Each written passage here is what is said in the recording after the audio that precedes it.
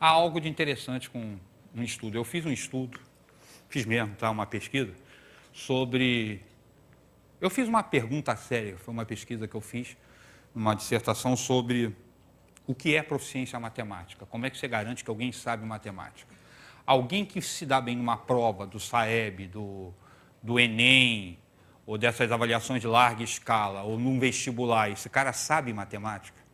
Minha pergunta era como caracterizar. Uma das formas de caracterizar conhecimento de matemática foi o seguinte: o cara que se dá bem na prova sabe matemática. Tá? Mas eu achei bastante insuficiente. Tá? Porque eu perguntava para uma pessoa assim, o que é proficiência matemática? Aí o cara falava, proficiência matemática é aquilo que a prova mede. E o que a prova mede? A proficiência matemática. Aí eu, como matemático, falei, tem alguma coisa errada que não está certa. Tá? O cara não pode falar que a prova mede a proficiência matemática e definir depois da proficiência matemática como aquilo que a prova mede. Alguma coisa tem que ser quebrada aí. Aí eu comecei a pesquisar e uma das jogadas interessantes é o seguinte, que envolvia a proficiência matemática, porque não sou eu li material feito de pesquisa sobre isso. Pessoas com tempo de casa de matemática, trabalho, pesquisadores, professores, pessoas com experiência, tem uma parte chamada de meta-resolução de problema, que é a forma como o cara, com frequência, retorna ao processo, ao início, ao que ele está fazendo e verifica se o que ele está fazendo tem sentido. Ou seja, ele evita gastar um tempo enorme, tá, com determinadas atividades. O que nós vamos fazer aqui, por exemplo, seria a característica de um professor, mas não de um aluno.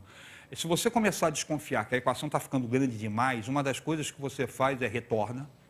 Então, tem alguma coisa errada ou tem um jeito mais simples de fazer isso.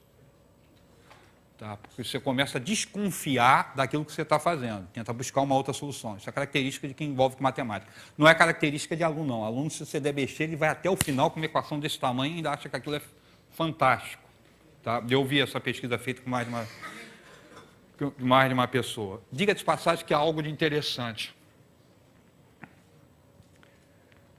Estou falando de beleza, uma das coisas que caracteriza a beleza na matemática é a simplicidade. Não é na matemática, eu digo isso de forma geral em ciência. Tá? Quando me perguntam, por exemplo, se a matemática é difícil, me desculpa, eu estou na frente de uma câmera, vou falar isso, tem gente que tem vontade de me bater quando eu falo isso. Tá? Eu acho matemática difícil. Como é que você, como professor de matemática, diz que matemática é difícil? Eu acho matemática difícil porque a maior parte das pessoas que eu conheço tem dificuldade com matemática. Se eu disser que matemática é fácil, eu estou falando que a maior parte das pessoas que eu conheço tem dificuldade com uma coisa fácil. Então, essas pessoas são imbecis. Tá? Então, acho que eles têm dificuldade com algo que não é fácil. Então, há justiça em dizer que as pessoas... Na verdade, eu até consigo explicar de onde vem a dificuldade, com uma quebra do significado dos objetos, pelo processo de abstração, mas não vou entrar nessa discussão. É linda, mas não foi para isso que eu fui chamado para cá. Tá? A natureza do objeto matemático. Tá? A natureza do objeto do trabalho matemático gera uma dificuldade à parte na brincadeira. Agora, ela é simples. Ela é extremamente simples. Eu não consigo imaginar coisa mais simples que a matemática. Pensa comigo.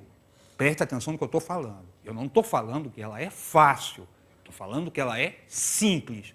Por que simples? Porque ela se baseia numa lógica binária.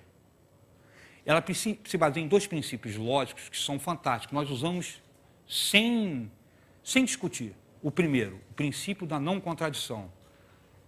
Nada é e não é ao mesmo tempo. O segundo, o princípio do terceiro excluído.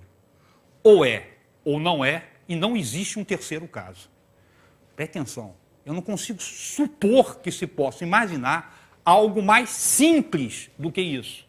Na matemática, ou é verdadeiro ou é falso. Tá? E não existe uma terceira possibilidade. Claro que eu estou generalizando, mas esse é o princípio que a gente usa. A gente parte do princípio, por exemplo, que qualquer parte do princípio, preste atenção, estou falando que isso vai acontecer sempre, que não interessa o método que você usa para resolver um problema, no final vai dar a mesma coisa. Tá certo? Dá para discutir, mas eu também não vou levantar essa bola. Tá certo? Essa simplicidade, inclusive, gera um poder na matemática fantástico. Porque quando você fala para alguém assim, olha, te falar uma coisa, isso está matematicamente provado. É como se você dissesse assim, isso foi reduzido da forma mais simples possível. E com mais simples, você não vai conseguir simplificar isso mais do que matematicamente. Tá? Essa, matematicamente, em ciência tem uma chamada navalha de Ock. Vocês conhecem esse princípio? Navalha de Ock, assistam um filme Contatos, roteiro de Carl Sagan. Aparece a discussão sobre a navalha de Ock. A navalha de Ock diz o seguinte: se dois modelos dão no mesmo, o mais simples, se dois modelos resultam na mesma coisa, o mais simples é o verdadeiro. Estou chamando a atenção porque, como eu estou falando da questão do belo em matemática, com frequência o belo sai exatamente pela simplicidade. Essa equação é elevada, essa expressão, né? Equação não, é elevada a π mais 1 igual a zero. Uma das coisas que dá a beleza dela é que ela é de uma simplicidade espetacular. E nela estão presentes algumas das constantes mais importantes da matemática.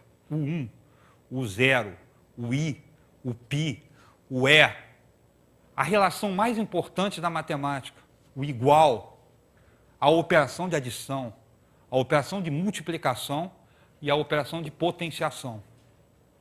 E isso tudo numa expressão desse tamaninho, que eu coloco, mando bordar numa camisa.